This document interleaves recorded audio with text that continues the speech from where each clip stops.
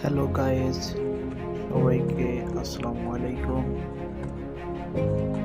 অবশেষে আমার শখের এই ড্রোন আমি কিনতে পেরেছি এবং সবকিছু সেট আপ করা হচ্ছে। এটা এখন ফ্লাই করা হবে, দেখতে থাকুন। সবকিছু ব্যাটারি, সেন্সর সবকিছু লাগানোর পর এখন আমরা ফ্লাই করব।